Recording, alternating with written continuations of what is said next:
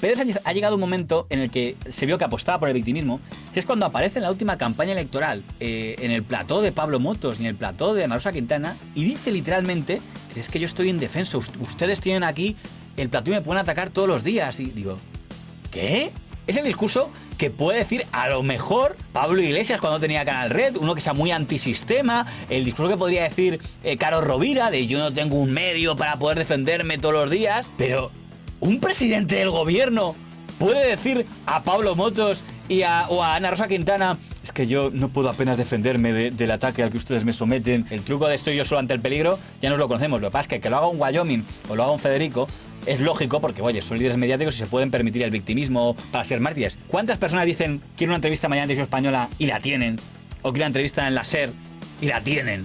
Y la tendrá siempre. Un presidente del gobierno hará así y tendrá los micrófonos que le dé la gana. Pedro Sánchez dice que ha llegado a la misma situación de acoso por... ¿qué? 3 digitales, que son los que están incluidos en la demanda. Ese es el gran pavor. Mediaset, A3 Media, Mauricio Casals se ha puesto de acuerdo con los hijos de Berlusconi y ha ido contra mí. Bueno, todavía Cristina Kirchner decía que era víctima de una complot y ponía a Manieto, que es el grupo Clarín. Aquí, insisto, ¿la conspiración qué es? El Confidencial de Oye y Voz Populi. Esa es la gran conspiración.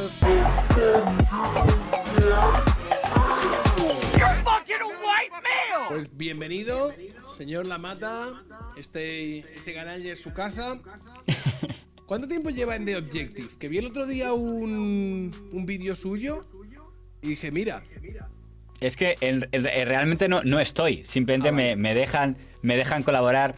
De hecho, en el fondo fue porque el origen es porque yo me dije que inaguantable me resultó la cobertura mediática de los 4 días de luto. Entonces le escribí a una persona diciendo, oye, esto es inaguantable, y me dijo, ¿quieres desfogarte? Entonces fue como una terapia, me dejaron que fuera a desfogarme en su canal, pero fue una cuestión puntual, como cuando alguna vez me llevan ahí a la Jungla Radio o a PDA que me desfogue, pero no soy oficialmente miembro de su plantilla. Bueno, a ver, ¿qué le han parecido este último movimiento, este último acto performático de nuestro presidente? Bueno, yo soy más ¿no? Para que vivamos en nuestras carnes de lo que sería yo sospecho una democracia sin él. Que soy más pesimista que usted, porque yo la imagen que yo me quedó de esta semana anterior era muy este país ya no tiene solución. Es decir, yo no soy capaz de procesar lo que ocurrió en el terreno mediático. Bien es verdad que puede que los medios le pase como a Twitter, que nos creemos que reflejan la sociedad y en el fondo no la reflejen. Pero porque a mí me pareció, digo, esto es demasiado fácil. No puede ser que una persona haga un alegato y ese alegato controle el relato inmediatamente después durante los 4 o 5 días siguientes. Y prácticamente lo controló. Lo cual a mí me dejó superado, porque a mí me parecía... mi actitud cuando salta ese tema el miércoles es... qué parida es esta, un tuit de relleno, una ocurrencia tal. Y ya cuando... al día siguiente todo con eso, es más, no voy a mentir, llegaron a existir tanto, no, que va en serio, que yo en la última etapa dije, a ver si es que estoy confundido yo y lo que yo he pensado que era una parida, va en serio, pero me costaba mucho creerlo, pero como todo el mundo insistía, y al final resultó que era lo que parecía. Pero, bueno, es algo que usted compre el relato que aún algunos sostienen de que de verdad él pensó en serio dejarlo todo por amor a su familia y el partido y la aclamación ciudadana le hicieron desistir, que a lo mejor... Claro, eso se desmonta desde el momento en el que sí, es verdad que algunos militantes salieron a la calle, pero esa mayoría social que él contó luego en su rueda de prensa cuando salió el lunes a decir... la mayoría social ha hablado estos días y por lo tanto ha condicionado mi decisión de quedarme y demás. Yo creo que es un poco... eso al final es lo que me parece que le delata. Sobre todo de una manera totalmente clara. Y luego encima ya cuando va Ángels Barceló, que lo hemos estado comentando hace un segundo, y le pregunta por su sucesión y le dice a Ángels Barceló, no, que yo me voy a quedar 3 años y lo que quede, rollo. O sea, que hace 3 días estabas planteándote por los durísimos ataques y la máquina del fango y la democracia en peligro si incluso llegar a irte, y ahora estás diciéndole a Ángels Barceló que son 3, 4, 5, 10 y los que vengan. Tiene un problema en la argumentación de que es que en teoría, se tiene que plantear una especie como de teatro de que un partido político, un gobierno, es una historia colegiada de equipos y no dependen únicamente de una persona. Claro, cuando tú pones el foco en una persona y provocas una reacción mesiánica, es muy complicado volver a lo anterior. No, pero lo importante es el equipo. Ya es decir, es un poco tarde para eso, ¿no? Acabas de pedir una identificación de tu proyecto con tu persona. No, pero lo importante es el proyecto, da igual que lo haga. Ya no puedes jugar a eso si acabas de plantear que tu gente ha dicho que tienes que estar tú o tú. Como dijo el señor Puente, es el puto amo. Por tanto, es complicado volver a... No, lo importante es el proyecto, no las personas. No sé cómo lo va a poder... Como dijo la Chiqui, para que ganasen los buenos. Pero claro. Fíjate que Ángels Barceló sí que le dice... Parece que estos días ha sido o Pedro Sánchez o el abismo. Y dice Pedro Sánchez, no, el proyecto del Partido Socialista me trasciende a mi persona. Y le dice, la propia, que Ángels Barceló se lo diga, le dice, pues no lo ha parecido en los últimos días. Porque ha habido una identificación personal. De todos modos, me decía un compañero del PSC, lo que pasa es que no sé si confundía los deseos con la realidad, me decía, no, pero esto es muy útil porque si conseguimos que movilizar el voto antifascista en Cataluña, gente que en pasadas elecciones, ellos tenían, el PSC tenía un problema. El PSC era la primera fuerza en las últimas elecciones catalanas porque se quedó con todo el voto de Ciudadanos. Que en cierto modo el voto de Ciudadanos también provenía en gran medida del PSC, porque el PSC tiene dos almas y una alma, el alma que pudo identificarse pues, con el votante desde Barcelona hasta el votante de Sabadell, que no es independentista y que se fue a Ciudadanos, pero volvió. Ese votante no está muy contento con todo el tema de la amnistía. Aunque tampoco tiene dónde ir porque es un votante que nunca va a votar ni al PP de Cataluña ni a Vox. Con lo cual, o se queda en casa o vota al PSC. Si ese votante dice, bueno, pero es que puede ganar el PSC. Uy, que se me cae. O vota el PSC y gente que votó a la CUP, que es muy antifascista. Es que, o el fascismo o Pedro Sánchez, pues vota al PSC para que no gane el fascismo. Votantes de los comunes. Entonces me decía, a lo mejor esto es una jugada maestra para que la mayoría absoluta que hasta ahora han sumado siempre, Junts, Esquerra y CUP, no sume.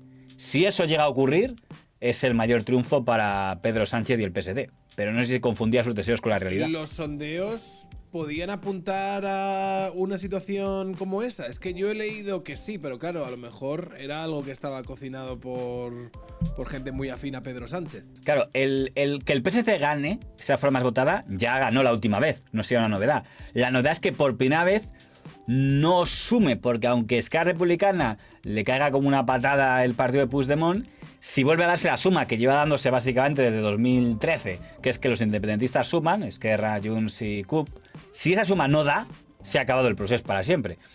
Y en ese momento, claro, el que lo heredaría sería el PSC. Y eso le diría a Sánchez, yo he salvado a España. Igual que Zapatero dice, yo he salvado a España de ETA en su relato de ahora, pues él diría, yo he salvado a España del proceso. Pero me parece muy retorcido, ¿no? Dices que, y todo esto el movimiento de que el día antes de la campaña electoral digo amago con irme es para que la campaña de Cataluña, donde menos en teoría debería importar lo que pasara en Madrid, se centre en Sánchez sí, Sánchez no. Pues a ver, yo no creo que, o sea, a mí me parece algo que se catalizó sí por las noticias de la investigación sobre su mujer. Si planteásemos esto, a mí me parece que Pedro Sánchez improvisa y no se le da mal improvisar. Entonces, lo que yo no llego a comprar del todo es, si no hubiese salido esta investigación judicial, Pedro Sánchez también hubiese utilizado cualquier otra excusa para decir, voy a hacer esta reflexión, a lo mejor me quedo, a lo mejor me voy. Claro, si la respuesta es que no tenía esa estrategia partidista tan a largo plazo para las elecciones de Cataluña.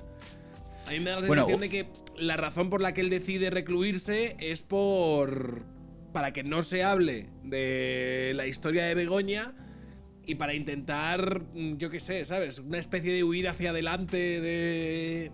¿Sabe que hay quien ha llegado aún más lejos en lo de argumentos retorcidos? El señor Cuquerella, por ejemplo, le vi poner que la demanda de manos limpias daba a entender que la había montado el propio gobierno. O sea, que en el fondo sí, hay hagamos gente que sostiene eso. Claro, a mí me parece eso muy marciano porque, vale, rollo, tienes a un juez que te vaya a llevar esto, tienes a justo a que manos libres diligencias para que te articulen la denuncia y que sea súper cutre además, con recortes de con algunas informaciones que encima no eran las informaciones más precisas o exactas sobre lo de la mujer de Pedro Sánchez.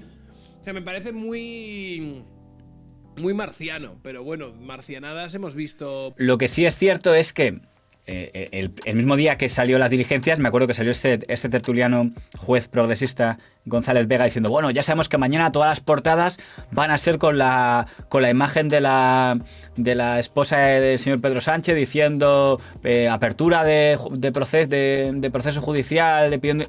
No la fue en ningún medio, En ningún sitio. porque lógicamente el titular fue... O sea, si ese miedo existía, eso quedó totalmente desterrado por el tema de la... Es que claro, lo decía muy bien el señor Alsina, en muchos medios el caso de doña Begoña Gómez ni siquiera existía.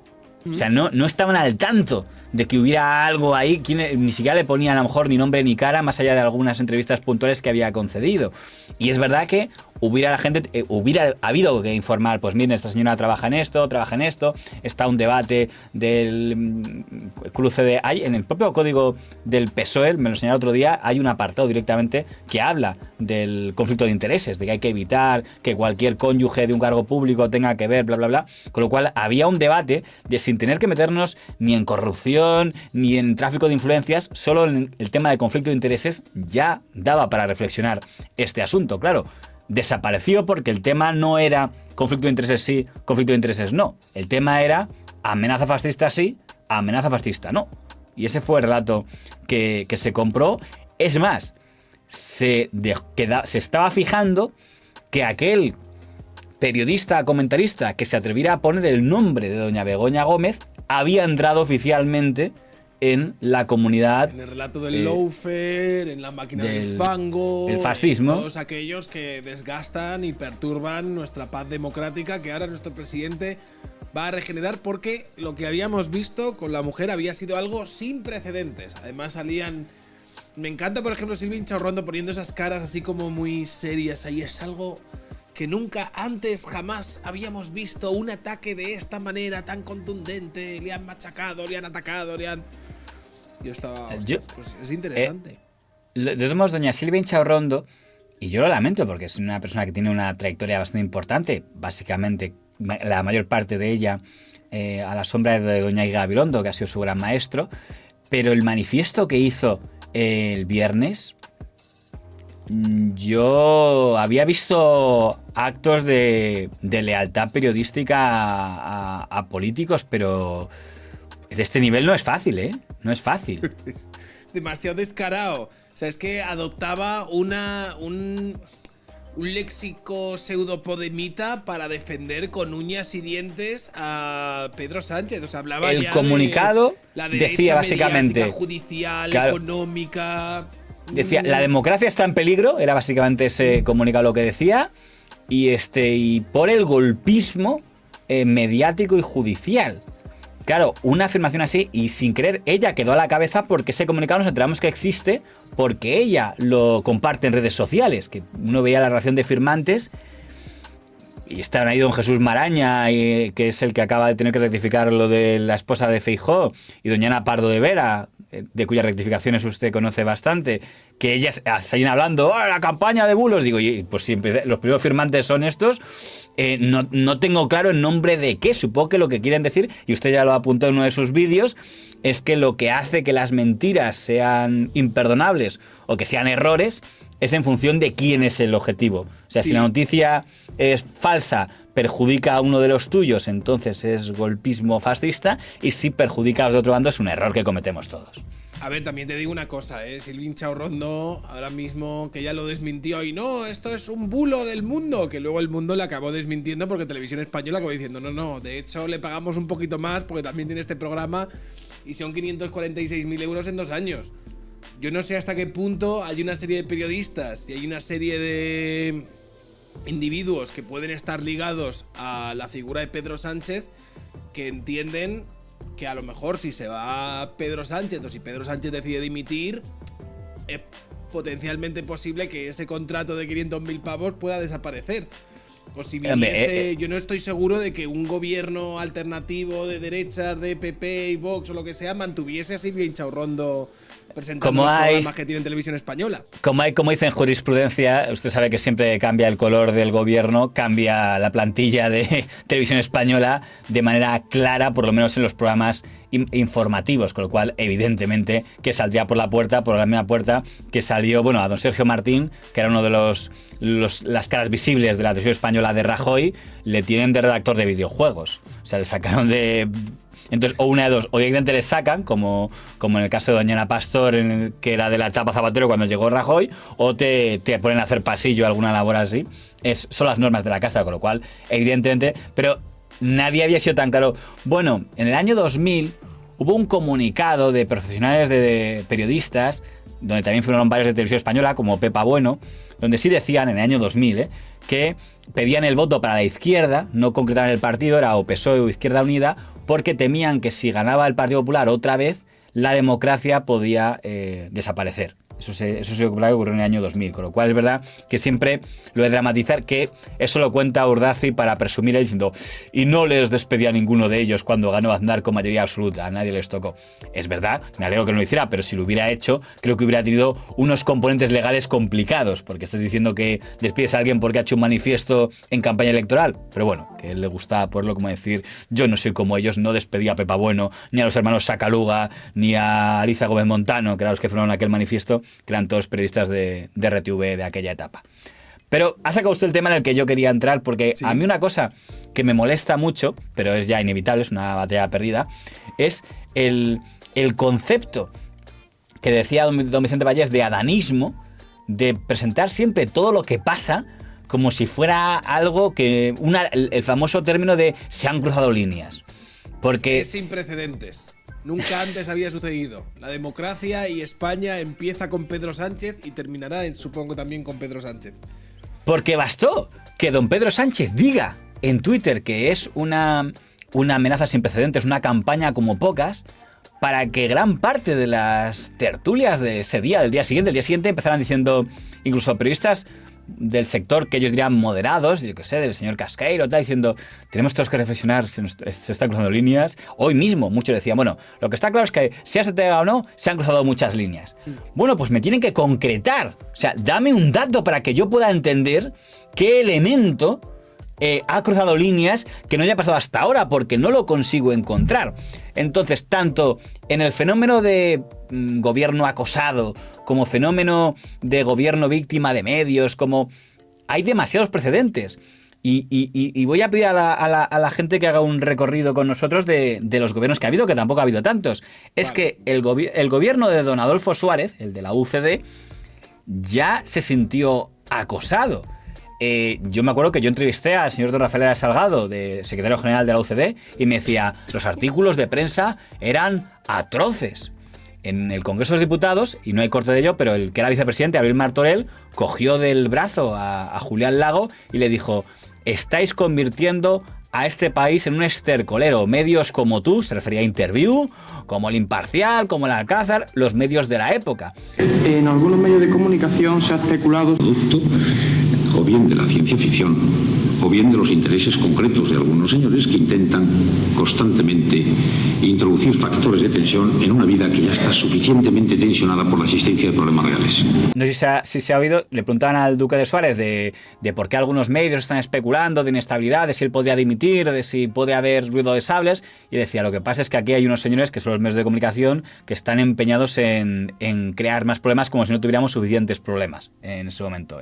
Se refería a los medios de entonces. De hecho, cuando... Por cierto, en este caso hay que decir que no iban desencaminados los medios, dado que, teniendo en cuenta que hablaban de ruido de sables y acabó viendo un golpe de Estado, y hablaban de división interna y acabó dimitiendo, pues parece que no, en este caso no eran del todo equivocados. Luego, cuando Suárez dimita, el editorial del País dirá, si un presidente declara, dimite cuando tenía un compromiso de 4 años, es que su debilidad y su irresponsabilidad a la hora de presentarse a las elecciones fue descomunal, porque alguien que se presenta a las elecciones estaba dispuesto a todos. Muy diferente la postura del País de entonces a la que ha tenido el País, y que alguien se lea el editorial que hicieron tanto el día que dijo Pedro Sánchez que a lo mejor dimitía, como cuando dijo A mí, yo confieso que son otras épocas, pero que el editorial del País, cuando Pedro Sánchez diga que no dimite, fuera algo así como, menos mal que el presidente ha sido responsable y digo, pero es que es verdad que luego a los 2 días ya han reconocido que a lo mejor podía haber hecho cosas mejores. Me lo tengo aquí, el de Pepa Bueno, el 30 de abril, que decía, se impuso la responsabilidad del presidente, que había considerado seriamente la posibilidad de dimitir. La noticia fue recibida con alivio por los socialistas y por sus socios. La mayoría parlamentaria que puso al frente, claro, que ponga lo de que la decisión de no dimitir se impone la responsabilidad del presidente. No sé muy bien a qué extremos de pelotillerismo puede. Pero bueno, volvamos al duque de Suárez.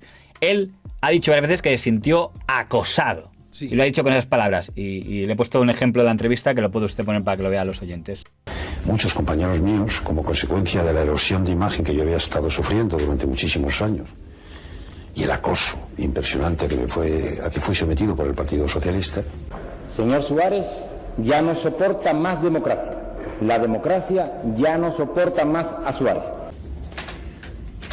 Y muchos, bueno, no voy a hablar, al acoso a que fui sometido por el Partido Socialista. Salga a la luz, vea a la gente y despejará alguna de esas brumas que en su cerebro le hace sentirse atacado. Él siempre pensó que en parte había dimitido porque se sintió acosado por la oposición y también por los medios de comunicación. Es muy curioso que escuché el otro día a un tertuliano de Luis Arroyo decir que ningún presidente había sufrido como el señor Pedro Sánchez. Insisto, si quieren que juguemos a eso me tendrán que concretar a qué se refieren y qué elementos están usando para medir ese sufrimiento. Dijo, nadie ha insultado a Pedro Sánchez como insultaron a otros. No sé, don Adolfo Suárez... El otro día Franco en la tele dijo que se le había comparado con Franco. Hemos llegado hasta el punto en el que he visto a la oposición compararle con el mismísimo Franco. Con Franco han comparado a 3 de 4 de los presidentes que hemos tenido, o 3, según donde comparemos. Por ejemplo, a Suárez, el propio Felipe González le echó en cara diciendo, le recuerdo que usted juró los principios del movimiento, cosa que por cierto era verdad. En un corte que creo que estaba metido en lo que se acaba de poner, salía Alfonso Guerra diciéndole... su problema es que usted no soporta la democracia y la democracia ya no le soporta más a usted. Cualquier avance en la democracia pasa porque usted desaparezca. Pero es que hay un congreso del PSOE en el que dice el mismo Alfonso Guerra, si Pavía entrara en el Congreso, Suárez se subiría a su grupa.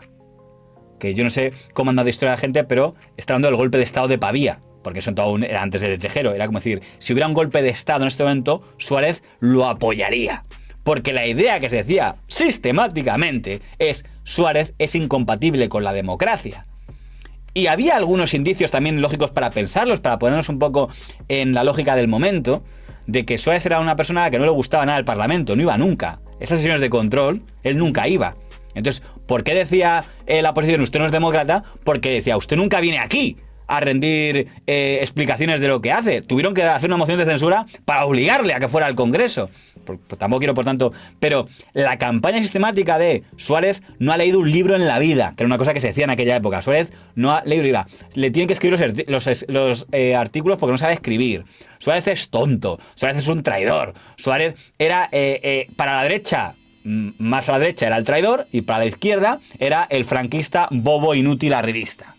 Y eso fue sistemático. Y pueden ver artículos de la época. No me extraña que se llame Adolfo, que lo dicen por Adolfo Hitler. Es decir, había de todo. Claro, ahora de repente no, tonterías. Comparado con lo que ha sufrido Pedro Sánchez, lo que sufrió Suárez, que por cierto es el único que ha dimitido, porque además hubo gran parte de su propio grupo parlamentario que le compró la versión, y a lo mejor tienen razón. O sea, hubo hasta 40 diputados de la OCDE que dijeron, usted no está hecho para ser presidente, señor Suárez. Y puede que tuvieran razón. Pero por eso dimitió. O sea, la dimisión no es por casualidad, es porque al final ocurren las cosas, ¿no? Era una época en la que, por cierto, UCD no tuvo lo que luego aplicaron PP y PSOE llamado disciplina de partido. Que es precisamente porque tomaron nota de eso. Unos y otros dijeron, vale, no va a volver a repetirse esto de que un grupo parlamentario se rebele contra un líder. Y entonces hicieron esa norma para muchos anticonstitucional, que seguramente lo sea, pero como oficialmente es voluntaria, de que hay una cosa llamada disciplina de partido y por tanto ya no podría pasar de que hubiera 40 diputados que dijeran no apoyamos a nuestro presidente. Ahora, como habrá visto usted, los comités de Pedro Sánchez, como antes los comités de Rajoy, ya puede estar troneando todo, que ahí todo el mundo aplaude cual foca al jefe. Qué tiempos aquellos, ¿no? Correcto. Pero bueno. Vamos a cambiar de presidente. Por ejemplo, ahí está por ahí. Mira, nos toca, ¿no? Por ejemplo, el día en el que en un congreso del PSOE, don Felipe González dijo lo del discurso de los gusanos goebbelianos. Atención, atención con ese gusano goebbeliano, que a veces vemos reflejado con una insistencia tremenda. Atención, porque es un intento de descomponer la confianza de los ciudadanos en la democracia. La crítica tiene que ser severa, eficaz. La infamia tenemos que combatirla. Hay que recordar que aquel Partido Socialista era un Partido Socialista con mayoría absolutísima. Y realmente se encuentra con que en la primera etapa la prensa está muy a favor de él, porque era como uno de los activos de la democracia, la persona de don Felipe González, pero cuando empiezan a avanzar los años 80, una gran parte de los medios decide que, también una parte, hay otra parte que no, o sea, digamos, como siempre ocurre, ¿no? Pero que deciden iniciar el ataque y don Felipe González señala al enemigo diciendo, cuidado, que aquí hay periodistas que van contra nosotros. Hay que decir que el gobierno socialista se planteó algo que ahora se ha vuelto a plantear, que es cambiar el Código Penal para incluir el delito, o sea, por encima del delito de calumnia o el delito de injuria, hacer una nueva tipificación contra los libelos, la ley antilibelo, que al final no se llegó a hacer, pero se llegó a plantear. No lo he puesto, pero tengo un corte de Rosa Conde, que era la portavoz del gobierno, entonces diciendo, están llegando los límites de la prensa, hay que acotar porque no se puede permitir que digan cualquier cosa, tienen que asumir responsabilidades. Que os dirá, pero si ya existían calumnia e injuria, que siguen existiendo a día de hoy. Bueno, pues nunca quedó claro qué exactamente querían hacer con una ley antilibelo, pero se supone que el sindicato del crimen, que es como se llama oficialmente la asociación de periodistas que creó don Pedro J. Ramírez y Joan Son contra el gobierno de Felipe González, se crea con la excusa de evitar esa ley. Dicen, es que el gobierno está planteando una ley que ellos llamaban, que poca originalidad, ley Mordaza, que era la ley supuestamente antilibelos, que al final nunca se llegó a hacer, porque perdió la mayoría absoluta, básicamente, porque la anunciaron en el 92, 93 de elecciones y la pierden, pero que era exactamente esa campaña, dicen el mismo debate que le han vuelto a decir, no, es que la prensa comete algunos excesos, tal. También en ese momento tocaron a la familia, y se acuerda usted que don Felipe González el mayor problema lo tuvo por la familia de su mujer, porque su entonces mujer, que era doña Carmen Romero, su hermana estaba casada con un empresario que se llamaba Palomino. Y entonces se habló del caso Palomino, de si había trato de favor en los negocios al señor Palomino. Y don Felipe González nos lo tomó muy bien. Es que no es posible que los ciudadanos no se rebelen contra el precio añadido que tienen que pagar las familias de los políticos por el mero hecho de compartir sus apellidos. Tendría que aprovechar la oportunidad tal vez para decirlo ahora. No vaya a ser que me digan que por qué no desmentí a tiempo. No es que desmienta, no tengo ninguna necesidad de desmentir. Lo que hago es acusar, no desmentir, acusar de comportamiento indigno y lamentable a los que han dado órdenes de hacer eso contra personas decentes, por el mero hecho de que tengan el apellido de un responsable político, y decirles que no me quebrarán moralmente. Es así de claro. Por marcar una diferencia, se fijará usted que la actitud de don Felipe González, que es la habitual, es decir, no voy a temblar, porque en esa época lo que la gente quería del líder político es mostrar, soy un roble, con lo cual si creen que me van a asustar 4 medios porque hablen cosas de mi mujer y de el cuñado y de tal, no me iba a inmutar. Y en cambio ahora, parámetros de la historia diferentes, ahora al revés. Ahora dicen, no, ayúdenme, protéjame, pueblo español, que me siento herido, me dan un abrazo, que es curioso cómo ha cambiado. En aquel momento la gente quería que el líder político dijera, no me inmuta, que diga lo que quieran de mí. Y en cambio ahora, por lo visto, el mundo actual lo que quiere es un líder que diga, me siento mal, esto me deja... Víctima. Esto lo ha dicho Pedro Sánchez últimamente, y es que yo soy una víctima y no podemos equiparar a víctima con agresor. Ellos son los agresores y yo soy la víctima. Y yo soy la víctima. Y también creo que le ha dado un matiz a esas informaciones del todo insidiosas que venían diciendo que Pedro Sánchez era un sociópata, que no tenía son sentimientos, que era una máquina de matar política y demás, y de repente veía, por ejemplo, a una jefa de opinión de Público, creo que era, o alguien que trabaja en Público, que decía, bueno, ha sido la representación más humana, ¿no?, de la vulnerabilidad y demás, y esto ahora en determinados ámbitos se ha incluso aplaudido, ¿no? Plan, qué humano y qué sensible. Igual es que a mí me ha contaminado ya la conspiración, pero a mí lo que ha pasado estos días me viene a ratificar la imagen que había del señor Sánchez, incluso a reventar el termómetro que yo tenía sobre él de las cosas que le creía capaz de hacer o no hacer. Eso también es lo que ha dicho Carlos Alsina, porque Carlos Alsina dice, a ver, yo veía que había cierta estrategia política y demás, pero llegué a darle un voto de confianza, plan, bueno, voy a intentar creerme que este señor realmente está pasando por un mal rato y necesita reflexionar y demás. Entonces dice, pero a cualquiera, y esto también lo ha dicho Soto Ibars, cualquiera que tuviese alguna duda sobre si este señor es capaz de poner en la picota a su mujer, a sus hijos y demás, porque esto ha trascendido fronteras, esto de repente ha abierto titulares en toda Europa y en todo el mundo. Dice, si este señor es capaz de poner en el disparadero a su mujer y tal, por una cuestión que era local y menor y demás, y luego salir para decir que no, que se queda, que si... Dice, si la reflexión era si merecía la pena que sufriese su familia o que atacasen a su familia con tal de mantenerse en el poder, como la respuesta ha sido, pues sí, evidentemente, claro que merece la pena, me quedo. En el caso de la esposa del señor Felipe González, la oposición llevó el tema al Congreso, ¿eh? Y hubo una sesión del Congreso a grito pelado. Estaba ahí doña Pilar Rahola, que era la diputada de Esquerra Republicana, estaba la señora Rosa Aguilar, que ahora está en el PSOE, pero en ese momento está en Izquierda Unida, también el PP, y Felipe González defendiendo. Es la que pone corte 00, Felipe González, caso Palomino. Por un tema familiar, hermano, en vez de cuñado, acabó, aunque tarde, marchándose un vicepresidente de gobierno. Gracias, ahora Aguilar. le toca marcharse a usted. Gracias, se lo pedimos. Gracias, señora Aguilar. Se lo pedimos en el debate. Gracias, señora Aguilar.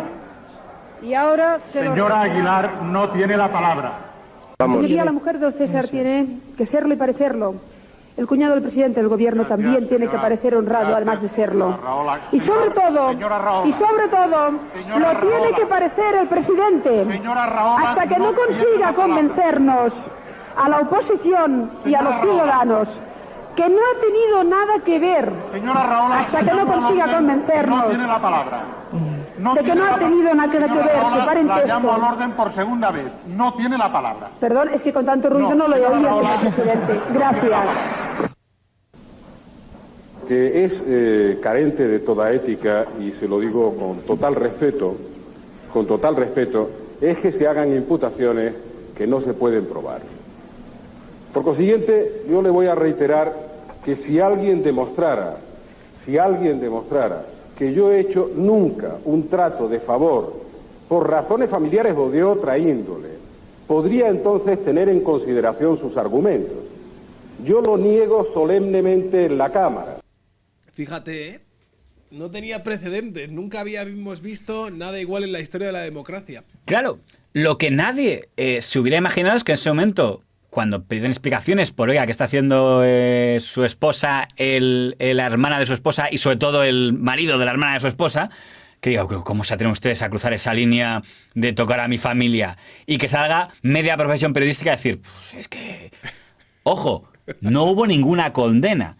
Luego, siguiendo el argumento de don Antonio Maestre de que no se debe preguntar nada sobre un tema del que no hay una condena, porque entonces si no hay una condena es un delito, no hay delito, si no hay delito es algo que es una blasfemia preguntar, que insisto, es una base que habrá que recordarla. O sea, si quieren sentar esas bases me parece muy bien, pero entonces recordémoslas para todos los casos. En ese momento no hubo ninguna condena ni para Carlos Palomino, ni para su esposa, ni para Carmen Romero, ni para el propio Felipe González por este tema. Por tanto, entiendo que entonces esto en el léxico actual sería un bulo. Llevaron al Congreso de los Diputados un bulo que era un presunto trato de favor a el cuñado del presidente Felipe González. Opinión mía de sucio conspirado hemerográfico. Es escandaloso que la oposición pregunte, oiga, ¿qué negocios hace su cuñado? Al margen de que tengan o no acreditado que sea un delito, porque teóricamente lo de los delitos sería la justicia. La labor de la oposición es, oye, preguntar, bueno, a ver, ¿qué hace esta persona? O tenemos que comprar la premisa de que es que hacer ese tipo de preguntas cruza una frontera intolerable que nadie puede soportar y que cómo se atreve la oposición a preguntar, como si en Estados Unidos alguien se atreviera a preguntar por los negocios de Hunter Biden o por los negocios de los hijos de Trump, algo que por supuesto sabemos que no ocurre. Bueno, a ver, yo creo que lo que han conseguido ahora, como tú bien decías antes, es que al ya mencionar este tema se entienda o se comprenda como si fuese algo que formaría parte de una serie de cloacas y de medios que quieren dinamitar la convivencia y la democracia, y que no se hable de lo que en el fondo son preguntas legítimas que pueden tener los periodistas, que me parece que incluso hacen bien a la hora de sacar estas informaciones sobre la mujer del presidente. De hecho, esto no sé si lo ha señalado, pero la propia mujer del presidente en una entrevista en 2018 creo que fue, sí, en 2018, dijo que a lo mejor se tenía que plantear la propia doña Begoña Gómez, sí, dedicarse a otra cosa para precisamente no entrar en un conflicto de intereses. Sabes que estos días han entrevistado en varios medios a la esposa de Nick Clegg, la que era el que fue viceprimer ministro del Reino Unido, diciendo que en cuanto llegó el tema, pues le dijeron, oye, pues es mejor que tengas cuidado y no que dejes de trabajar, pero que con una serie de empresas que puedan tener vínculos con la administración, pues tocará que no, para que no se pueda pensar que hay conflicto de intereses. Pero hay otro punto que no quiero dejarme de lado, que es esta moda que hay de que a todo político que ha sido investigado por un juez, eso ya es lawfare, ¿no? Que es la palabra de moda del momento. Grave, en mi opinión, que el presidente del gobierno compre la terminología que habían puesto sobre la mesa los independentistas y los del canal pablista. Pero bueno, entiendo que va a absorber todo lo que pueda ese voto y supongo que por eso lo hará, pero que me parece arriesgado por parte de un presidente del gobierno. Y voy a poner un ejemplo. Uno de los casos que más hizo daño al gobierno de don Felipe González fue el caso Gal. El caso Gal tenía una connotación muy anómala, y es que un juez al que el propio Felipe González ha fichado para que sea su número 2, el juez el señor Baltasar Garzón, rompe con él al año, le ficha en el 93, en el 94 rompe y se ha enfadado del PSOE. Dicen las malas lenguas que porque esperaba ser ministro y se encontró con que hacía el ministro de Interior al juez Belloc en vez de al juez Garzón. Vaya usted a saber.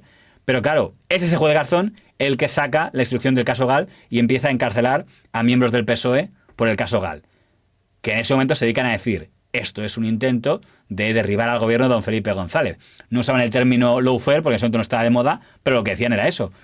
Creo que hay una conspiración en la que participa directamente el juez Garzón, quebrantando gravemente la independencia del Poder Judicial, que como juez debía haber mantenido a toda costa. Hay quienes dicen que detrás de toda esta historia en realidad lo que hay es una maniobra política. El juez Garzón, desde este verano, aproximadamente desde el verano del 94, tenía planificado, en conexión con otras personas, se ha dedicado a instrumentalizar políticamente el sumario de Segundo Marey, que tenía por objeto erosionar y, en última instancia, derribar al presidente Felipe González. El señor Garzón está utilizando un sumario determinado al que ya, tuvo en su momento acceso, con el que ya trabajó antes de saltar a la política en el año 93.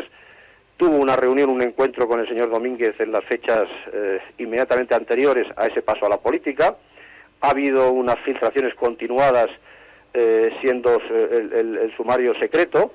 Es decir, que hay muchos datos reveladores, ¿verdad?, y preocupantes en torno a esta situación. O de Felipe González, seguramente por una enemistad más intensa que la que me depara a mí desde hace meses, desde hace unos cuantos meses. Los meses transcurridos desde que no se cumplieron sus ambiciones y su pasión por desempeñar un puesto político de primer nivel. Esos tres señores eran el señor Julián San Cristóbal, el señor Rafael Vera y el señor José Barrionuevo, básicamente los tres principales condenados por el caso Gal, pero estos antes de la condena, durante el juicio, y están diciendo: esto es una conspiración del juez Garzón, y también vinculan a medios de comunicación que se han puesto de acuerdo para derribar al gobierno de don Felipe González con mentiras. Eso es lo que decían, eso es lo que se basaba. Es básicamente el argumento del lawfare. Y, por cierto, si les parece que esta gente, que por cierto, don Felipe González no lo hizo, porque en ese momento aún era presidente del gobierno, Y digo, no, que lo hagan los que están directamente implicados, pero yo les apoyo. De hecho, en el 96 todavía iba en las listas de Barrio Nuevo. Pero los jóvenes militantes compartían este punto de vista. Yo veo que sí que ha habido una connivencia entre determinados jueces y también determinados medios de comunicación. Porque lo que vemos claramente es que ha habido un periódico, en concreto El Mundo, que ha sacado unos determinados procesos hasta incluso por fascículos. Lo único que ha faltado han sido las tablas para poder sacarlo. Yo creo que el juez en un momento dado, ante la trascendencia social que en un momento dado puede estar alcanzando ese proceso, puede hacer algo, ¿no?, con el aspecto. Es decir, es que el señor Amedo y el señor Domínguez estaban siendo constantemente entrevistados por un determinado periódico y eran personas que eran, se creaba la figura del arrepentido para que, pues pudiesen declarar ante el juez de Garzón. Entre otras cosas, además, el señor Garzón ha dado mayor relevancia a testimonios de personas que se han desdecido miles y miles de veces, y ha habido otras personas a las cuales ha utilizado la famosa frase de la alarma social para meterlos en prisión preventiva y después presionarlos para que cantasen lo que él quería. Qué gran confianza tenía en la justicia, ¿verdad? Aquel joven militante socialista que estaba diciendo, con otras palabras, que el caso Gal era un lawfare. Que había, por cierto, cuando el señor Barrio Nuevo y el señor Vera entran en la cárcel, la plana mayor del PSOE les acompaña. Y dicen, esta ha sido una sentencia injusta y política. La acatamos por sentido de Estado. Y ahí estaba el señor Pedro Sánchez, con toda la plana mayor de los militantes de... Me hace gracia que en el pasado los artífices del lawfare fuesen socialistas resentidos y ahora sea la malvada ultraderecha. ¿Sabes? Ha cambiado el agente que pone en peligro la democracia. Hombre, lo que no ha cambiado es lo de si un juez está investigando mi partido, algún interés tendrá ese juez, que eso lo han hecho los dos. No lo he traído aquí, pero me acuerdo cuando empieza el caso Gürtel, hay una rueda de prensa del señor Mariano Rajoy con toda la plana mayor del PP, el señor Trillo, que era probablemente quien de verdad había orquestado eso. Lo que pasa es que el señor Rajoy se dejaba hacer porque esto le pega mucho al señor Trillo, y están diciendo, el caso Gürtel es una conspiración contra el Partido Popular. Que bueno, pero ha habido gente que ha robado, ¿no? Una conspiración contra el Partido Popular. Pero, por seguir con el mismo personaje, también pasó con el caso de los seres. El caso de los seres lo instruía una juez llamada Alaya, la jueza Alaya. Pues señalar las responsabilidades tanto jurídicas, penales como civiles que se puedan hacer. Voy a hacer un pequeño inciso. Me flipa ver a Pedro Sánchez en El gato al agua, ¿sabes? Era tertuliano de Intereconomía, sí, lo era. Tertuliano de Intereconomía. Bueno, ya vimos en la anterior vez que estuvo usted aquí que era el candidato de las derechas. Venga, voy a poner el clip. Los jueces lo que tienen que hacer es investigar y señalar las responsabilidades tanto jurídicas, penales como civiles que se puedan hacer, ¿no? Nunca las políticas. Y a mí lo que me sorprende de todo este caso, también en la campaña electoral y ahora también porque hoy precisamente era el día en que los militantes de Izquierda Unida estaban votando si sí o si no a un gobierno de coalición con el Partido Socialista en Andalucía, pues sorpresivamente la jueza lo que hace es hacer coincidir, pues en este caso... o sea, está en connivencia con el PP. No, yo lo que estoy diciendo, Ignacio, es que yo no creo... Déjame terminar. Yo no creo en las casualidades y sobre todo en política.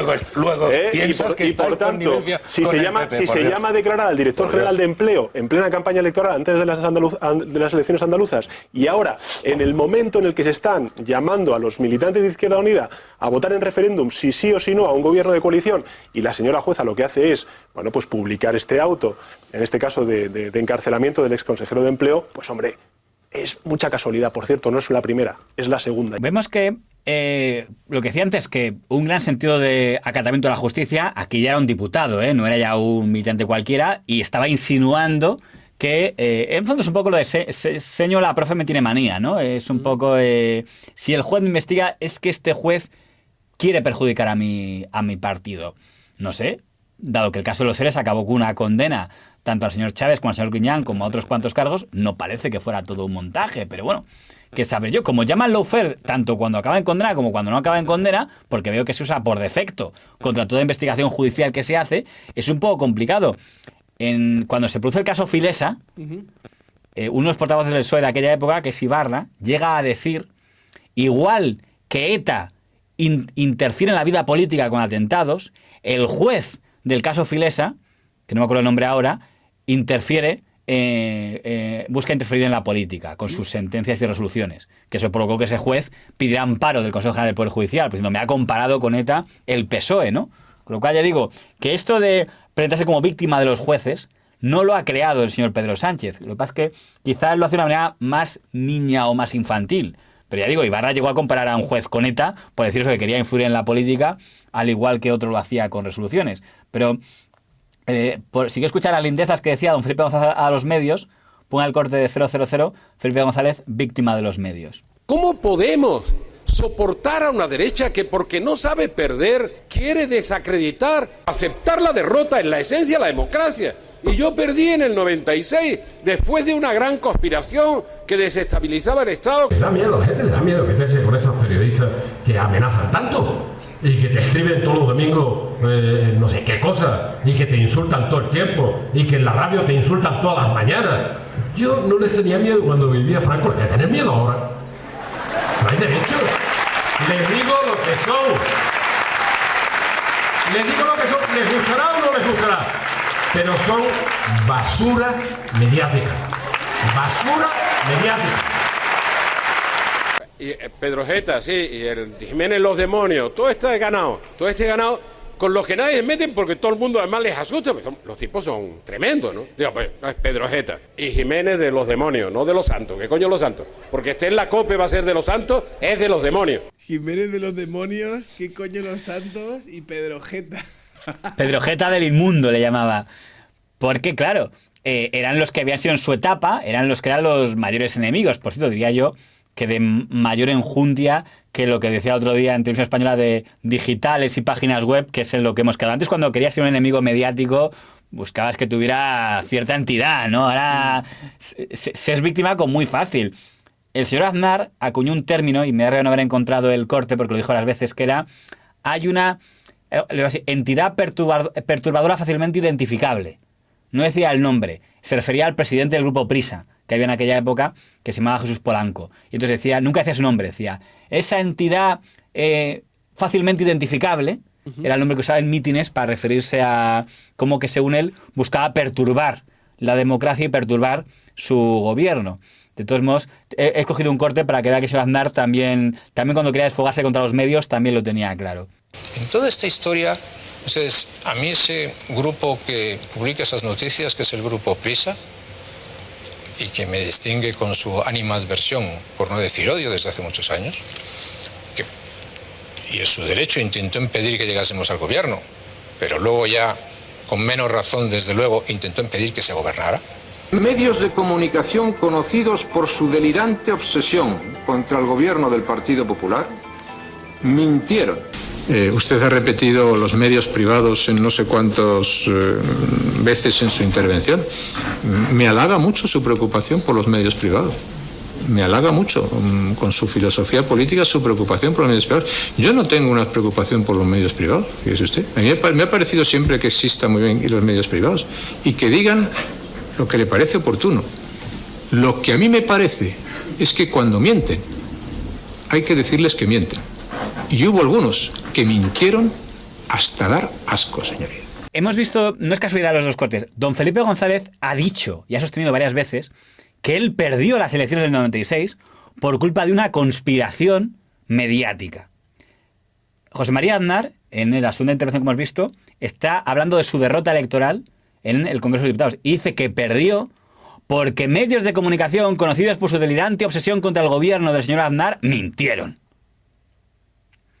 Con lo cual, es muy discutible en ambos la afirmación. Es más, yo rechazo en ambos su afirmación. Pero ambos se fueron del poder convencidos de que en parte habían perdido no tanto por errores que hubiera podido cometer el PP en su gestión del periodo 2003-2004, el PSOE en su gestión 93-96 de la corrupción, de la guerra de Irak, del 11M. No, ambos llegaron a la conclusión de que en parte habían perdido porque habían sido víctimas de una conspiración mediática. Por tanto, insisto, el argumentario no es nuevo, solo veo una diferencia que por lo menos en el caso de Felipe ponía medios importantes, no El Mundo, la COPE, el segundo periódico, la segunda radio, en el caso donde decía el grupo Prisa, el primer grupo y Pedro Sánchez dice que ha llegado a la misma sensación de acoso por, ¿qué? 3 digitales, que son los que están incluidos en la demanda. Ese es el gran pavor que tiene, pues no, es que Mediaset y A3 Media, Mauricio Casals se ha puesto de acuerdo con los hijos de Berlusconi y no contra mí. Bueno, todavía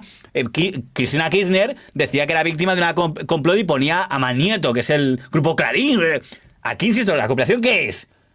El Confidencial, de Objective y Voz Populi. Esa es la gran conspiración. Esos medios amenazan la democracia, señor Lammata.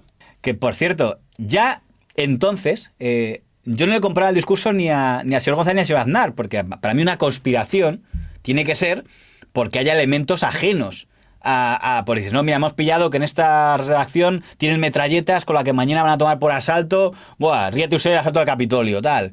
Pero si la gran conspiración es que los periodistas van a hacer, gran crimen, escribir artículos o intervenir en tertulias, no puedo tomar en serio. O sea, la conspiración de Ansón, la conspiración de Prisa, si la gran arma que hay es escribir artículos y intervenir en radio, que además están sujetos al Código Penal si han calumniado o injuriado, pues no, en fin, mira cómo tiemblo, quiero decir, no les puedo tomar yo en serio.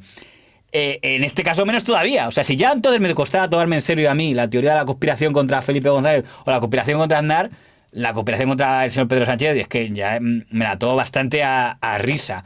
En el caso del señor bueno, por cierto, no voy a entrar aquí, aunque habría medios, pero con lo de la mujer, yo creo que si hay una mujer de presidente que ha sido ridiculizada es la señora Ana Botella. Y podemos discutir si se lo mereció, pero lo que no se puede discutir es que ha sido de la que más se han burlado. No voy a ponerme ahora a la corte, pero hay material de sobra. Era la tonta oficial, pero si cae quien caiga, tiene una sección que era el rincón de Ana Botella para sacar toda la última tontería que hubiera dicho, o si se le cae la falda o tal. Si la llamaban asesina porque la culpaban de la muerte de las niñas que murieron en el Madrid Arena. Madrid Arena, sí. Se burlaban de ella por lo de las peras y las manzanas. Le dijeron lo de que era cornuda porque su marido se había ido con la francesa del gobierno de Sarkozy. Yo no sé qué les faltó por decir contra Ana Botella, aparte de decir que se lo debía todo por ser esposa de, que probablemente fuera verdad, pero que tiene gracia cómo se aplica ese un otro. Entonces, claro, cuando dices, es que se está tocando a mi mujer y ves a un grupo de amigos decir, qué vergüenza, le han tocado donde más le podía doler, han tocado a su señora, y dices, hablo incluso de periodistas serios, ¿no? Isaías Lafuente y tal, y dices, es que, claro, es que nunca se había pasado que le han tocado por su esposa, y dices, yo juraría que algunos de estos algo debieron comentar cuando estaba la señora Botella y hacía, me acuerdo hasta Felipe González fue el que hizo la broma de Aznar cuando está de malas le mete mano a la botella o algo así, decía, ¿no? Del mueble bar, ¿no?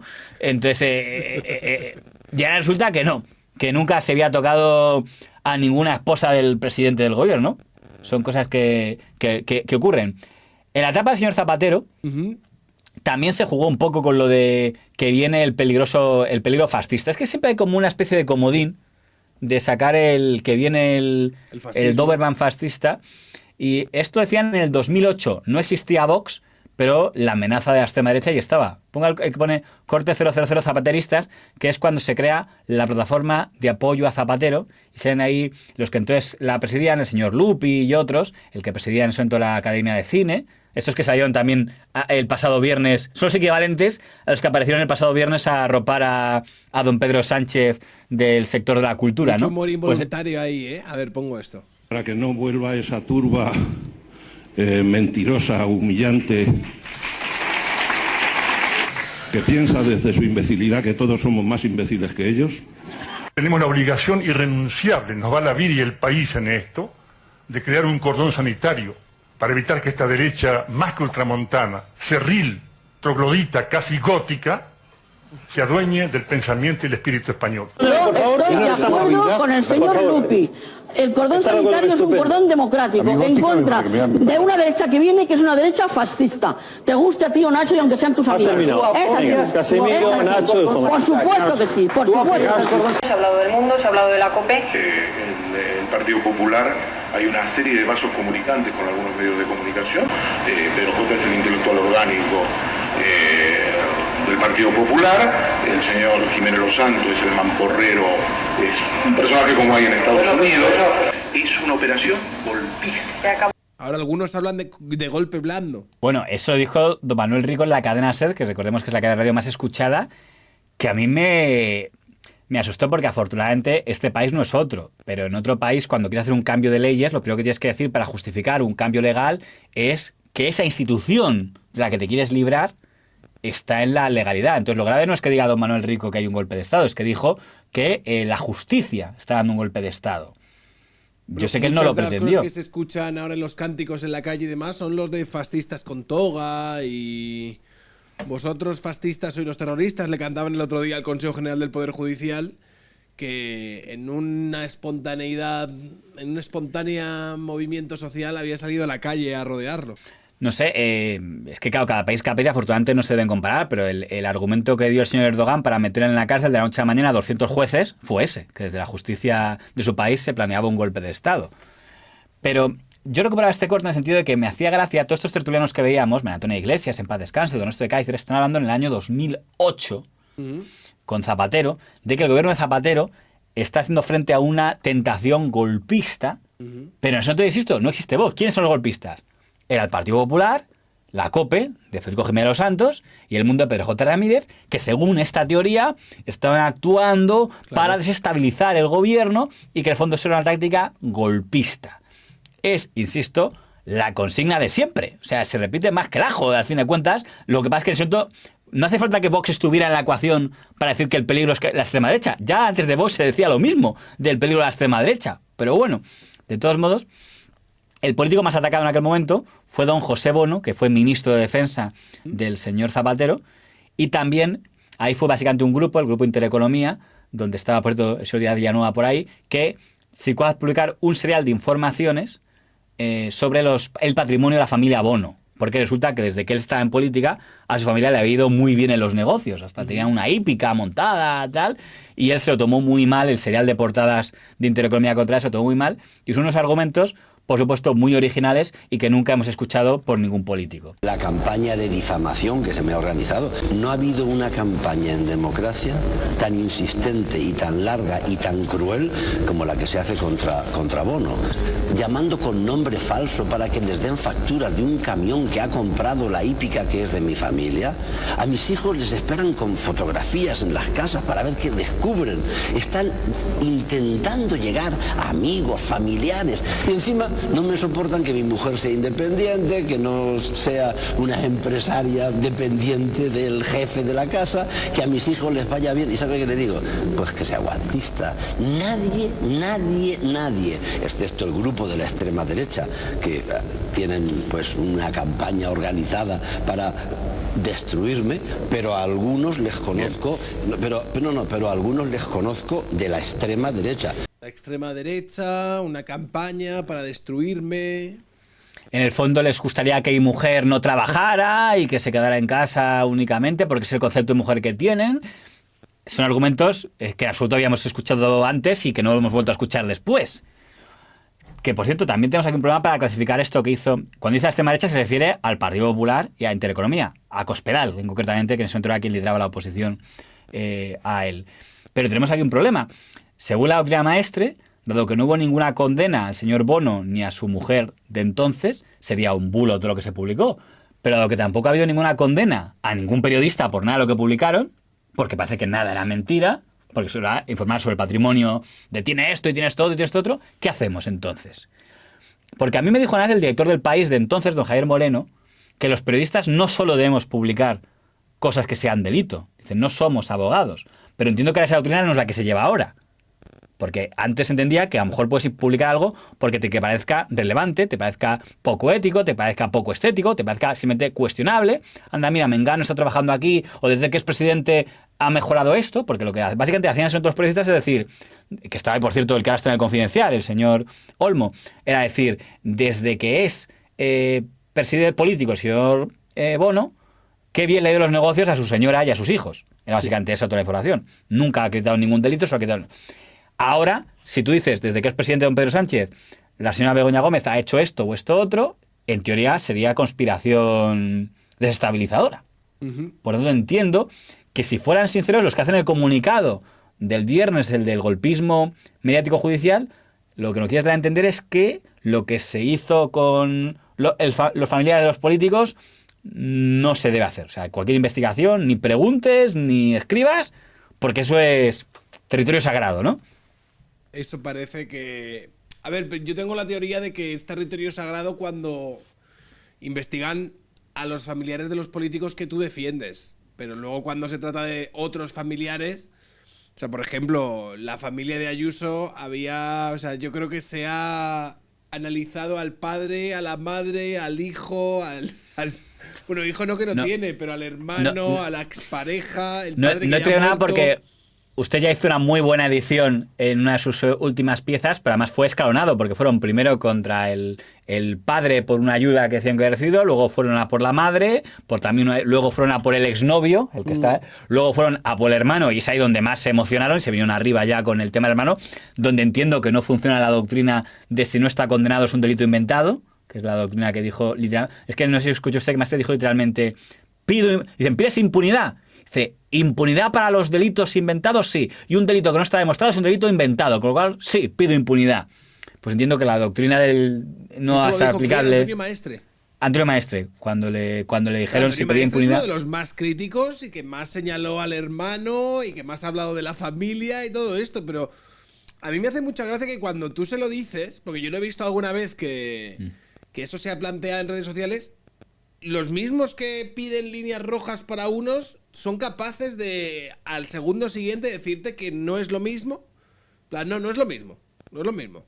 Lo de Begoña y Zapatero son bulos de la ultraderecha para intentar acabar con el gobierno, y el hermano Ayuso es un cara y su familia está todo más que demostrado, y etcétera, etcétera, etcétera. Pues permítame 2 ejemplos del gobierno Rajoy. A ver. Doña Ana Mato. Doña Ana Mato era una de las ministras estrella del gobierno Rajoy. La ministra de Sanidad y alguien que básicamente había sido una escudera de Rajoy de toda la vida. Cuando ella es nombrada ministra, ya se ha divorciado de su marido, el señor Jesús Sepúlveda. Jesús Sepúlveda es un señor que como alcalde de Pozuelo está acreditado en sentencia judicial que recibió sobornos de la trama Gürtel. Por tanto, entraría en el estándar de lo que llamamos un político corrupto. Correcto. Pero, insisto, cuando ella llega a ser ministra de Sanidad, ya no es marida, ya no es esposa del señor Sepúlveda. Y aún así, cuando empieza todo el juicio del caso Gürtel, todos la miran a ella. Se basan en 2 argumentos. Uno, que unos regalos que le hicieron los de la trama Correa al señor Sepúlveda fue un jaguar. Y entonces empieza el famoso, cuando iban, porque el régimen de los hijos se ha compartido, cada vez que llevaba a los hijos, no veía que había un jaguar allí, no preguntaba qué hacía ese jaguar allí y por qué estaba allí y tal. Y luego, que como la atención de los hijos la pagaban los dos, una parte la ponía ella, pero otra parte la ponía él, y la parte que ponía él tuvo el detalle de ponerlo con la parte que era trincada de los de la Gürtel, se entendía que entonces parte de ese dinero lo tenía que devolver. Algo que se llevó a juicio y que efectivamente se acreditó que tenía que devolver si fueron 2.000 euros, una cantidad tuvo que devolver ella de esa parte de dinero. Bueno, a partir de eso, nadie dijo, oye, no se toca que es familiar, no, se entendió. Y además, insisto, voy a decir una cosa, no es hipócrita, y me pareció a mí bien en ese momento. A mí no me escandalizó que ella tuviera que ir al Congreso a que le preguntaran por este tema. Y por tanto, en mi caso, porque solo voy a hablar de mí, no tengo por qué hablar de otras personas, por mucho que hace 15 años estuviera casada con ellas, hace 15 años. En esa relación con su marido, ¿nunca fue consciente de los ingresos que llegaban a la familia? Todos los gastos que han salido en el sumario y que están viendo la sentencia y que han sido aireados por los medios de comunicación como supuestos regalos a mi persona, en realidad eran gastos ordinarios que le correspondían a una parte, a una de las parejas, a una de las 2 partes de la pareja, en este caso a mi exmarido. La parte de gastos que a mí me correspondía siempre la he pagado y jamás nadie me la ha regalado. Por tanto, yo no creo que tenga que hacerme cargo de los gastos familiares ordinarios que tenía que haber pagado mi marido o mi exmarido, hace 15 años le digo, y que no se hizo cargo de ellos. Y por tanto, por eso he recurrido la sentencia, porque aunque es verdad que ellos dicen que yo no tenía conocimiento de que fuera nada ilegal, dicen que me he beneficiado de ese dinero que se ha pagado de gastos ordinarios para mis hijos, para mi familia. Y como no es así, por eso le he recurrido. Voy a decir una cosa, a mí me pareció muy normal esto. Quiero decir, bueno, de hecho, le acabó costando su carrera política. Tuvo que acabar dimitiendo como ministra de Sanidad por este asunto. Pero no me pareció escandaloso que se le preguntara por lo de su marido, porque es bueno, al final, si es un caso de corrupción gordo, del que ella no estaba implicado, no era de ella, era del exmarido. Pero bueno, se entendía que era un lastre que tenía y bueno, y le costó el cargo, pero no recuerdo absolutamente a nadie que en ese momento dijera, a nadie, en ningún lado de otro que dijera, hombre, ¿cómo se le pide explicaciones a una política por lo de su marido? Eso es cruzar líneas, oye, en su casa tal, como por cierto sí lo he visto con doña Mónica Oltra. Que sí ha habido gente que ha dicho, hombre, ¿cómo se le va a pedir a Mónica Oltra responsabilidad de lo que hiciera su marido? Ya no tiene culpa de nada, ya se han separado. Es su marido y otra cosa es... Claro. Entonces dices, es muy curioso, dices, ¿en qué quedamos? Insisto, no voy a ser falso. Yo en ese momento vi bien que dimitiera a doña Ana Mato, porque me pareció que fue un error nombrar a la ministra con esa bomba de relojería que tenía dentro, aunque ya se hubiera separado de su marido. Pero no porque considerara que ella hubiera cometido ningún delito, simplemente porque la política, ya lo sabemos, tiene un componente estético. Y te va a perseguir. Por eso creo que Mónica Oltra no va a volver. Por mucho que digan, pobrecito lo que ha sufrido. Yo creo que con el lastre que tiene por el tema de su marido, ex marido, y sobre todo por el cargo que ocupaba ella cuando su marido cometió el delito, yo no creo que Oltra pueda volver a la vida política, por mucho que ella directamente no haya cometido ningún delito. Bueno, pero vamos a poner... O sea, Mónica Oltra se ha convertido en una suerte de mártir que prueba cómo se ha aniquilado a alguien con falsedades y con bulos propios de la extrema derecha. Pero eso... Es verdad que lo dijo doña Áñez Barceló, eso es insostenible. Me acuerdo que algún compañero me dijo, es que pobre Begoña Gómez como con Mónica Oltra. Digo, por favor, no compares. Pues eso es un insulto a Begoña Gómez. Quiero decir, a Begoña Gómez no tiene a día de hoy ni siquiera un procesamiento. Si el juez lo único que ha hecho es pedir diligencias, ni siquiera la ha procesado a ella como investigada imputada. Mónica Oltra, intentar a ella vincularla como encubridora, para mí ya es algo adicional. Porque que a mí siempre me parecía un poco exagerado sobre lo que aparecía. La clave para mí es que, siendo ella consejera, su marido, o el que fue su marido, cometió un abuso sexual en un centro que estaba bajo su tutela, que esta persona lo denunció y no se tramitó el tema, y casualmente se da la circunstancia de que ella conocía al agresor. Entonces, aunque sea una puñetera casualidad, resulta que ella nunca supo nada del tema, solo el mero hecho de que ocurra bajo tu responsabilidad y la persona que lo comenta sea un conocido tuyo, ya te deja desacreditado para ejercer cualquier tipo de política. Claro, pero incluso aunque hubiera sido su cuñado o su vecino, ya eso era motivo que decir, bueno, usted ya queda, porque dices, queda sospechoso que la persona encargada de investigar la denuncia no lo hiciera y la responsable última del escalafón sea casualmente alguien que tiene algo que ver con esa persona. Por eso digo que es irresucitable Mónica Oltra. Pero pongo un ejemplo donde no hubo condena. Arias Cañete, ministro de Agricultura, acusan en un momento determinado a su esposa, la señora Domecq, de defraudar a Hacienda. Estamos en 2024, la señora Domecq no ha sido condenada. Por tanto, según la doctrina maestre, sería un bulo, porque no hubo ninguna condena a la señora Domecq. Y esto decía don Ignacio Escolar, que es uno de los que ha salido diciendo que se han cruzado líneas porque se han metido a la pareja y a la familia. Está discutiendo con el señor Montesinos. Montesinos está diciendo, bueno, pero yo creo que el señor Arias Cañete es un buen ministro. Es muy interesante porque dice el señor Escolar que no puede ser un buen ministro el señor Arias Cañete. Lo que tiene que hacer, si todo está claro y si todo está bien, es dar explicaciones. Yo le reclamo explicaciones y se lo reclamo además, yo creo que con un plus, que es que yo considero que ha sido un buen ministro y que yo considero que está defendiendo los intereses de España en las instituciones comunitarias, pero creo también que tiene una responsabilidad con la opinión pública y que no puede guardar silencio ni un minuto más. Un buen ministro no duerme con un defraudador. Un buen ministro no duerme con un defraudador. Un buen comisario europeo no duerme con alguien que esconde dinero en Suiza. Yo creo no duerme con alguien que esconde dinero de en los Suiza. españoles. Y yo, más que explicaciones, que hace mucho que no las debe y por muchos otros motivos, ahí estamos de acuerdo. Ya a estas alturas espero su dimisión nada más. Primero, por comparar cómo cambian los parámetros. Un medio publica que la esposa del señor Cañete ha defraudado. Dice que tiene dinero escondido tal. La actitud del periodista, incluso de la fina de ese partido, que es bueno, que dé explicaciones. No dice, uy, eso no está aprobado todavía, ¿no? Pues eso es un delito. No, se decía lo que entonces estaba de moda decir, que era hay que dar explicaciones, que es lo que ya no está de moda, porque ahora sería no, es hacer el juego a la conspiración. Pero dice Montesinos, es que además es un buen ministro. Y dice Escolar, un buen ministro no duerme con una defraudadora. Un argumento bastante interesante, porque la información no es de nada que afecte a Cañete. Es un tema exclusivamente de su señora. Es más, ni siquiera tiene que ver con que insinúen que el señor Arias Cañete ha hecho algo en la agricultura que tenga algo que ver con los negocios de ella. No tiene nada que ver. Es que ella, según la información, tiene un patrimonio que, según decía la información, estaba ocultando. Un patrimonio sin declarar. Básicamente esa era la información que había. Y dice Escolar que uno, eso le desacredita para ser ministro, porque un buen ministro no duerme con una persona, que qué concepto tan progresista, ¿verdad? No duerme con una defraudadora, y que ya tiene que dimitir por presunta conducta irregular de su esposa, no de él. Y que, por cierto, no acabó, que yo sepa, en condena alguna. No sé cómo, de acuerdo a los parámetros que tenemos ahora, cómo habría que catalogar esto. Hombre, teniendo en cuenta que el gran delito de Isabel Díaz Ayuso es que su pareja sea un defraudador... Pues claro, igual dice lo mismo. Y dice, es que Díaz Ayuso, una buena política no duerme con un defraudador. Que, por cierto, insisto, me parece un concepto un poco de Kiko Matamoros, ¿no? Yo no dormiría con un... Pero bueno, en fin.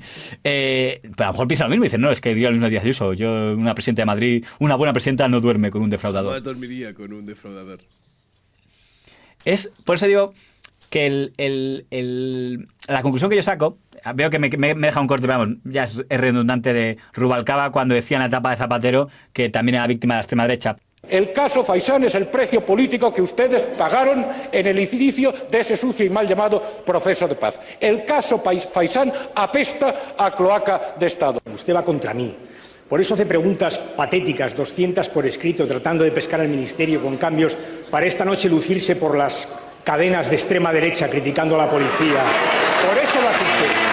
Las cadenas de extrema derecha. Y hablaba el otro...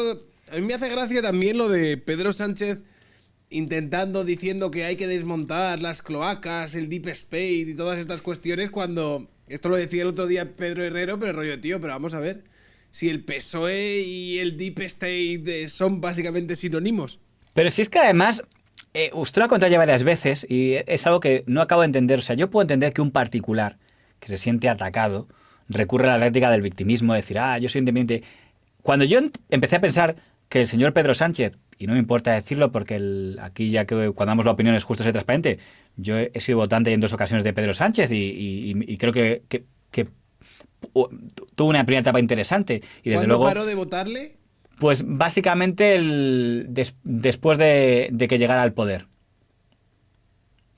Lo cual no significa que él pueda volver a hacerlo, porque me ha hecho hace, por cierto, esa noticia es que la oposición, el señor Feijóo, mete en sus listas al señor Sabater, que es una cosa que me divierte, lo que les ilusiona cada vez que pueden fichar a un progresista rebotado, ¿no? Leguina se enfada y rápidamente lo coloca Ayuso en un cargo. Digo, ¿pero qué le pasa al PP que se le derrite enseguida en cuanto ve alguna opción de fichar a Rosa Díez, no sé qué tal? Digo, pero si parece que se ilusionan. Vamos, acaba de morir Fernando Suárez, que es uno de los fundadores del Partido Popular, y le han ignorado. No le conozco. En el momento en el que el Partido Popular tiene más orgullo en reivindicar a Felipe González y a Alfonso Guerra que reivindicar a Aznar o a Esperanza Aguirre, ya tendría que entender que algo falla en su forma de hacer política. Pero bueno, ese es un problema de ellos.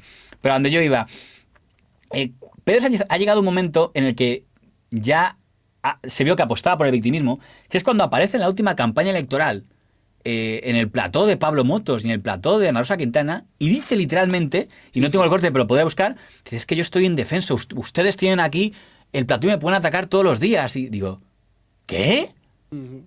¿Pero qué dice? Ese discurso es el discurso que puede decir a lo mejor, pues eso, Pablo Iglesias cuando tenía Canal Red, uno que sea muy antisistema, el discurso que podría decir Carlos Rovira, de yo no tengo un medio para poder defenderme todos los días. Pero ¿un presidente del gobierno puede decir a Pablo Motos o a Ana Rosa Quintana, es que yo no puedo apenas defenderme del ataque al que ustedes me someten? Digo, pero no hay medios de izquierdas, también decía, todos los medios eran de derechas. Yo sé que he repetido los palmeros. Yo he escuchado a algún tuitero por ahí de estos de referencia decir que el 95% de los medios son de derechas. De todos modos, también le digo que esa es una cosa muy repetitiva. O sea, yo me acuerdo cuando gobernaba Zapatero y ya decía en ese momento, veías a Gran Wyoming diciendo todos los medios son de derechas menos nosotros, y a la misma hora ponías el programa de Federico Jiménez Santos y decía todos los programas son de izquierda menos nosotros. Es decir, el truco de estoy yo solo ante el peligro ya nos lo conocemos. Lo que pasa es que lo haga un Wyoming o lo haga un Federico es lógico porque, oye, son líderes mediáticos y se pueden permitir el victimismo para ser mártires. Pero un presidente del gobierno que tiene, solo por ser presidente del gobierno, hace así y se acaba de ver, pero ¿cuántas personas dicen quiero una entrevista mañana en Televisión Española y la tienen? O quiero una entrevista en la SER y la tienen. Y la tendrá siempre. Un presidente del gobierno hará así y tendrá los micrófonos que le dé la gana. O sea, no está falto de micrófono. Tiene tertulianos y fichas en todos los medios de comunicación. Incluso en aquellos que son más derechas siempre hay alguna ficha que represente a su partido. Tiene la puñetera Fiscalía General del Estado para presentar todos los recursos y querellas. Y por cierto, un punto que me llama la atención que no haya sacado casi nadie, que es la imagen de pobre, mi esposa pobrecita. Y dices, pero nada, que Begoña Gómez tampoco te necesita para defenderse, ¿eh? O sea, si Begoña Gómez quiere defenderse, digo yo que es una mujer adulta, que no necesita a su maridito para defenderse, ¿no? Podrá presentar todas las querellas y demandas. Si quiere empapelar a Álvaro Nieto y al director del Confidencial, creo que es capaz de hacerlo. No necesita la ayuda de una ley especial o de su marido del gobierno. Y me sorprende que nadie haya sabido decir, oye, cuando dice, no, lo hago por mi mujer. Y dice, tu mujer no, pues déjala que se defienda a ella. No, pensaba que esa era la doctrina oficial. No se enfadaron con Will Smith cuando actuó y dijeron, oye, que ella no te necesita para defenderse. Y aquí tampoco he visto que el feminismo esto le haya molestado. De todos modos, cuando alguno se extraña de que me estaba recordando un compañero, veo que tiene usted seguidores en directos insospechados. Pero me ha escrito un compañero con toda razón. Dice, a Lobato lo votaste. Tiene toda la razón. Y ya que estamos jugando esa transparencia, si eso cuenta, como votó a Sánchez, al señor Lobato le voté en Madrid. Con lo cual, efectivamente, lo dice porque lo dije en el canal mío, por eso tiene razón. No voy a... Pero a mí, como lo que me repatea es el victimismo, se da cuenta que hace poco me metí con el programa de Iker Jiménez porque me pareció que hicieron un programa muy victimista. Claro, comparado con lo que ha hecho Pedro Sánchez ahora, vamos, ya acaba de romper medidor en victimismo. Yo es que no sé qué puede superar esto. O sea, a nivel qué puede ser más victimista que lo que acabamos de ver. Pero bueno, o sea, me tengo que retractar. Nos podemos quedar con el hecho de que ha habido un cambio de paradigma y donde hace unos años lo que se veía es venid con todo, no me afectan, no podéis conmigo. No os tengo miedo, ahora es ay, me hacen unos titulares muy feos y hay una conspiración contra mí. Más vale que me apoyéis y me protejáis porque si no, no puedo con esto. Esto es muy duro para mí aguantarlo, por favor. Qué duro es esto. Quiero liderar, pero no monopolizar. Y para terminar, le pido a usted una reflexión. Yo le comenté a usted que estaba muy pesimista y usted me dijo que creía que esta jugada no le iba a salir bien, o que quizá me he ido mal, también lo comenté en su último vídeo. Me da ánimos de que esto no sea comprado, porque mi impresión fue que la gente ha reducido por el relato que acabo de hacer, que yo no he visto ningún elemento especialmente novedoso en cuanto a que se meten conmigo, que se meten con mi familia, que publican mentiras, sí, todo eso ya me lo conozco. Y la amenaza de extrema derecha también me la conozco. Y el medio conspirador también me lo conozco. Con lo cual, lo lógico es que si un presidente dice esto, yo espero una reacción de gente diciendo, bueno, como todos. Y en vez de eso, me encontré a la plana mayor del periodismo, por eso les dediqué el comentario en The Objective, diciendo, uy, qué vergüenza, es que, sacando el abanico, es que estamos cruzando líneas, es que lo que está haciendo este hombre no lo ha parecido nadie. Entonces cuando yo ya me vine abajo y digo, vale, pues no me voy a Andorra todavía, pero dices, yo ya he perdido la esperanza de mi país. Si solo porque el presidente del gobierno venda un relato, nadie se lo discuta, y ojo, y eso no es decir ir a todos a viva Feijóo, es decir, no, viva Pedro Sánchez, pero por favor, sé serio, no vengas con niñerías. Pero Fernando Garea, por ejemplo, seguro que viste el corte de Fernando Garea diciendo, a ver, yo estoy dispuesto a defenderte, pero me estás pidiendo que haga demasiado el ridículo. Yo este movimiento tuyo no lo entiendo. Incluso te diría que Ángels Barceló, cuando le pregunta y le increpa por lo de la sucesión, que le dice, ¿pero cuánto va a estar usted aquí? Más de 3 años, pero es que yo no estoy preparado para tanta juerga, ¿eh? O sea, a mí sí que me da la sensación de que incluso dentro de sus filas y demás, dices, vale, sí, ha habido una serie de periodistas que han firmado y tal, pero que decir, no han salido a la calle millones de personas ni nada por el estilo. O sea, creo que lo dijo Alsina, si ahí...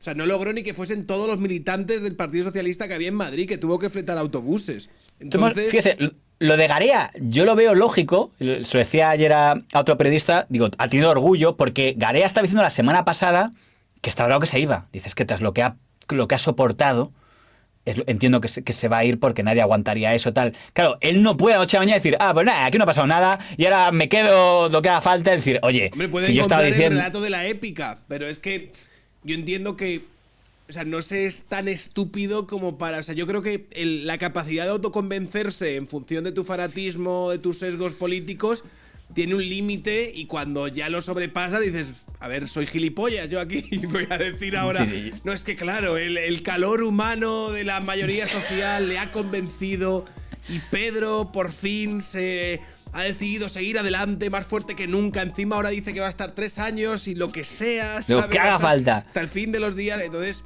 yo creo que a ciertos periodistas les genera pudor. Y a mucha otra gente que lo pueda ver. Joder, Lucía Méndez también estaba un poco así, está diciendo... Lucía Méndez también dijo, yo le había creído, ¿no? De todos modos, de verdad, no quiero ponerme ninguna medalla, a mí me sorprende que lo creyeran, porque a mí mi primera reacción fue decir, pero qué chorrada es esta. Cuando veo lo del tuit, digo, pero qué estupidez es esta.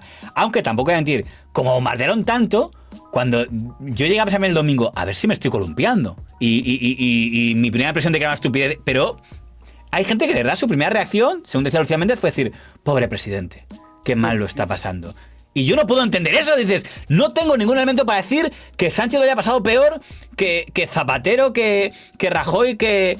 A Rajoy le pegaron un puñetazo. ¿Usted se imagina lo que diría Pedro Sánchez en su discurso? Tío, por si una bomba. Claro, no le pasa una bomba, pero por seguir con el... ¿Tú se imaginas que cuando a Rajoy le pegan un puñetazo hubiera dicho esto es fruto de la tensión que hay en el ambiente? Se ha olvidado, pero en el gobierno del señor Rajoy... Cuando estaba diciendo que el Rajoy era culpable de la crisis económica, que Rajoy era culpable de los recortes, que Rajoy era culpable del paro, un tío que se ha quedado en paro, coge su coche y se estrella contra la sede del Partido Popular. Estaba en la pieza que se ha quedado de ti. ¿Se imagina qué diría ahora si un loco llega a estrellar su coche contra la sede de Ferraz en estas cosas que han hecho? Una cosa más que recuerdo que fue muy chat por parte de Rajoy, muy basado. Que es que cuando le dieron el puñetazo... Lo que hizo fue publicar en Twitter una foto de sus gafas en el espacio.